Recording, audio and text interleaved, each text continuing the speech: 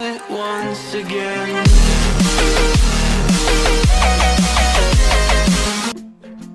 saddex iyo labaatankii bishan aynu ku jirno xilli habeenimo ayaa milayska koonfur Afrika oo howlgal sameynayay waxa ay u daateen guri dhalinyartu ay ku caweynaysay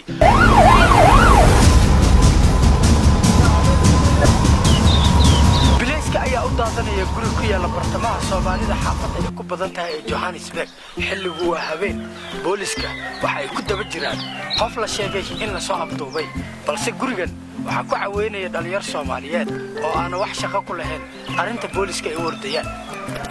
habeen shan saac ay barnaamij leeyahay anagoo iska jiil gareynayno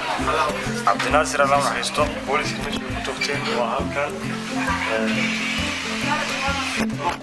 ay ku soo caawiyeen asaga iyo kale markii jingada ku fiican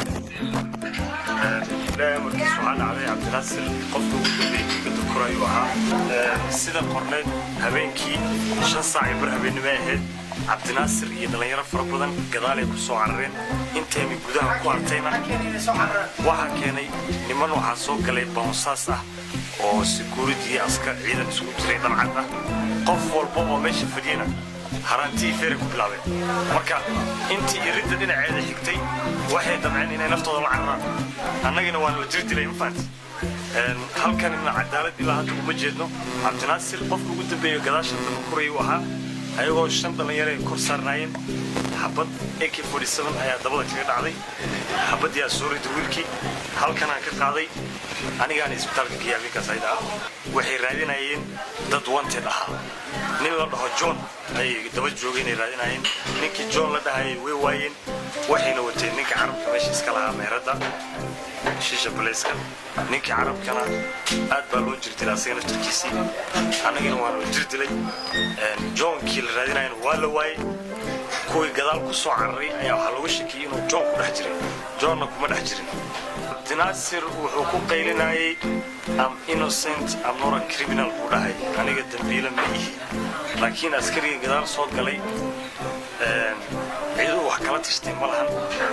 maxaa gadaal ku carrisiyay ahaan xabad u dhaxdhigay fant dingada korkeedu saaraa halka waa meesha soo nacay Abdinaasir ay soo xabad ay ku taalo oo dhiig baxayo ayaa halkan ka qaaday dustbin-ka korkiisu ku dhacay baasha qashinka luudo baasha qashinka luudo korkeedu ku dhacay aniga gudaha u soo baxay nimanka markay xabadda maqleen ciidankii way kala carareen gadaal u soo baxay Abdinaasir oo oonaya u imaaday oo dhahayo dhaawacaan xabad ay u taal Soomaaliya waan qaadnay ilaa 5 gaari oo metro ayaa banaanka taagneed waa horgeena ninkii oo dhiigayo ciidankii wayna caawin waayeen fant markii aan gaari private hospital ka helan Joseph aan ku geeyay habeenkii maray 6 saac iyo bar daqiiqado kadib Soomaalida gurmadka goobta u yimid ayaa waxay u la carareen isbitaalka Halan Joseph ee ku yaala magaalada Johannesburg halkaas oo marxuumka ugu geeriyooday muddo 3 maalin kadib dhimashada Abdinaasir Dalnuurshe ayaa Soomaali fara badan ka caraysisay waxaana la dhihi karaa waxa ay midaysay Soomaalidii kala qoqobneed ee Johannesburg ehelada Abdinaasir Dalnuurshe iyo waliba qaar ka mid ah jaaliyada ayaa waxay aaminsan yihiin Dalnuurshe in lagu dilay isbitaalka dhexdiisa si uu dacwad ugu furo milayska koonfur Afrika oo la sheegay in ay xabad ayaga ku dhufteen waxayna aaminsan yihiin in sida darteed loo dilay waxayna ku antacoonayaan maalintii ugu dambeysay in uu caadi u fiicnaa soo hagaagaysa xaaladiisa ما صدق عبد الحكيم إنا لله وإنا إليه راجعون ولالو سؤال شادي أهيد محاد دب أدقي أما الله أدقي آسكي مرحوم كعبدناصر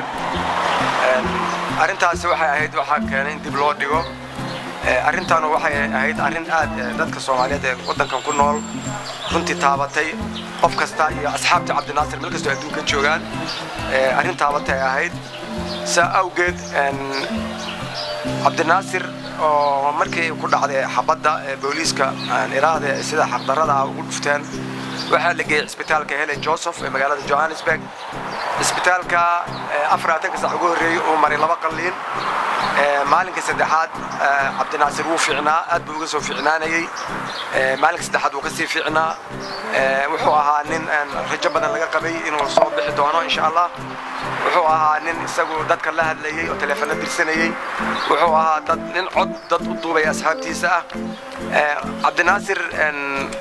rajo intaa la eg oo isaga xaggiisa ah oo qabi inuu soo baxo iyo annaga ka Soomaali ahaan ama community ahaan qabnay rajadaasu waxay soo afjarantay wax ka yar nus saac